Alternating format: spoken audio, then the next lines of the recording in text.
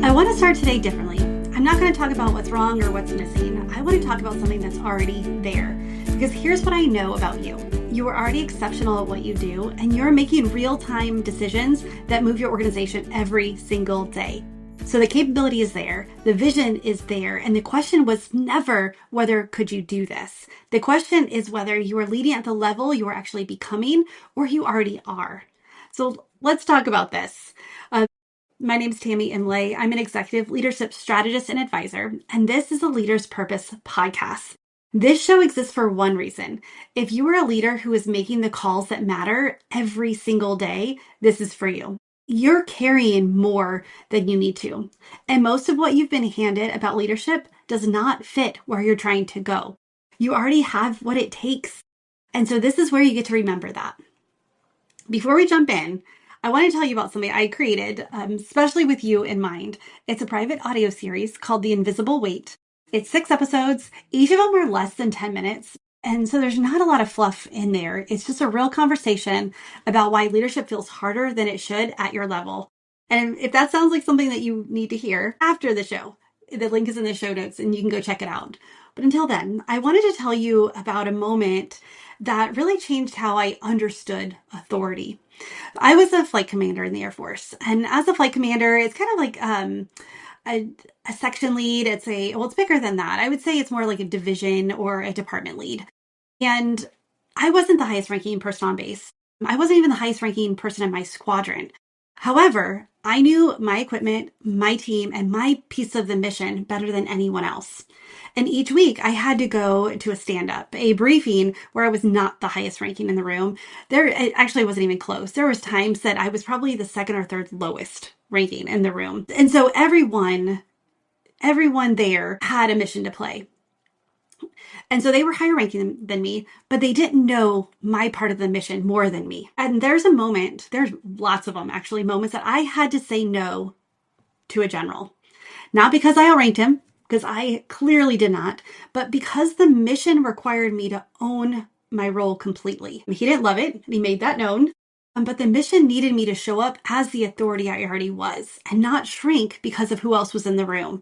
And that's not arrogance, that's alignment. The rank in the room was his, but the authority in that moment was mine. And I had to own that, or the mission would have paid for it. The overall mission of the entire base at that point. And so here's what I want you to hear. You have spent years building your expertise, the credibility, the track record that got you here, that earned you the spot at this table. And somewhere along the way, you started waiting for permission to fully use it. And I don't even think that you started waiting for permission is the right terminology here, because it's not like we're sitting and just being like, oh, I can't wait till someone calls on me. However, as you start to rise in ranks, as you start to increase your positions, there's more pressure on you to make these decisions.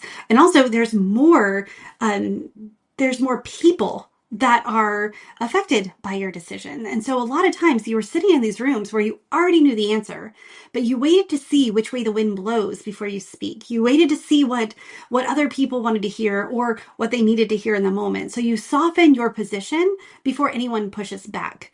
And you don't do this out of weakness. You do this because you want collaboration. You want consensus. You want a team that is cohesive. But I want to say this with so much love that when you step into these moments, you've been leading at 80% of who you actually are. And calling it professional, calling it teamwork, calling it leadership. And I want you to notice this week. I want you to notice the moments where you already know the answer, where the answer is clear and you hesitate anyway, not because you're wrong, but because you're waiting for something. And I want you to just notice, what are you waiting for? Because here's the thing, you didn't build this career to be in every single meeting. Lord knows we don't need another meeting that could have been an email, right? And you did not earn this role to spend days re-explaining the vision over and over or trying to woo people, win others over to the vision. Or you don't even want to sit and review decisions that should have never made it to your desk in the first place. And there's a version of your leadership where your team executes without you holding their hand every step. Where decisions that you make hold the first time. And where your calendar has room for the work that only you can do. That's your secret sauce, that's the genius that got you to this position in the first place. It's what only you can bring to the table. And that's not some distance goal. That is something that happens when you are operating finally, how you're operating finally matches who you are, the level of leadership. That's when your leadership operating system is upgrades, just like our cell phone needs an upgrade.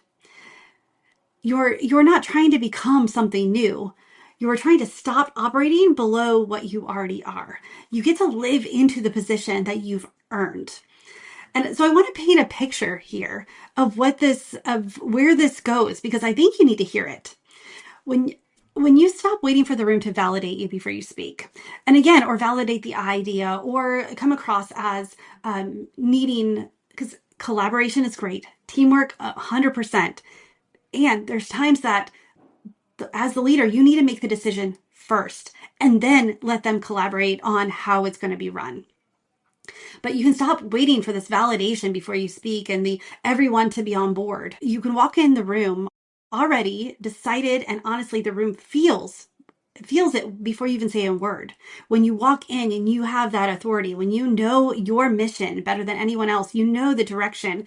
And the thing is, a lot of times when we're looking for this correlation, or not correlation, we're looking for consensus or collaboration.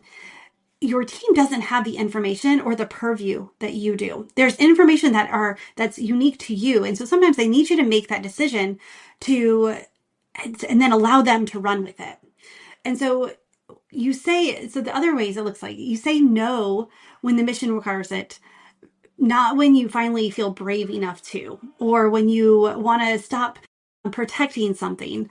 Your team stops routing everything back to you because you stopped leaving room for doubt, and you're not performing the role anymore. You are the role. So you don't have to worry about how John will take this, or Susan will, some of the pushback you'll get from her.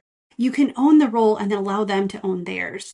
And here's what I love about this is the moment does not usually come from a big dramatic breakthrough.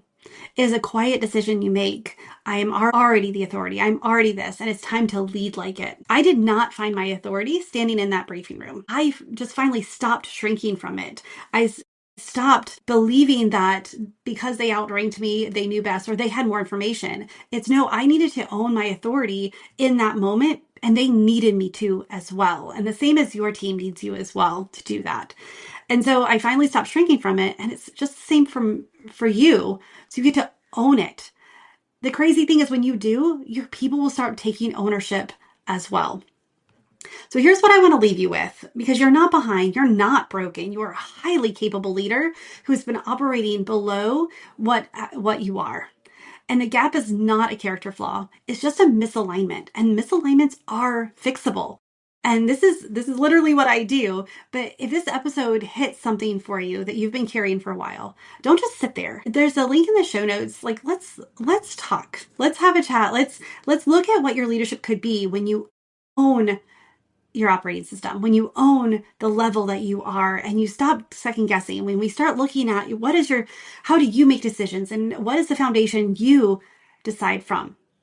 So before you go, again, I want to encourage you that if this resonates at all, that this private audio series that I created, The Invisible Weight, Why Leadership Feels Harder Than It Should, it's not a course, it's a private conversation just between you and I, and the kind that helps you understand exactly what is running your leadership right now and what to do about it. Leaders who have gone through it they don't describe it as something they just listen to. They describe it as something that they felt. So the link is in the show notes. Go there first. After this, we're almost done here. Then you can go there right now. And if this episode gave you something worth keeping, subscribe so you never miss what's next. And if you're willing, leave me a rating and review. It just takes 2 minutes, and it puts the conversation in front of other leaders who need it most. So with that, friend, choose joy until joy chooses you. I'll see you next week. Bye for now.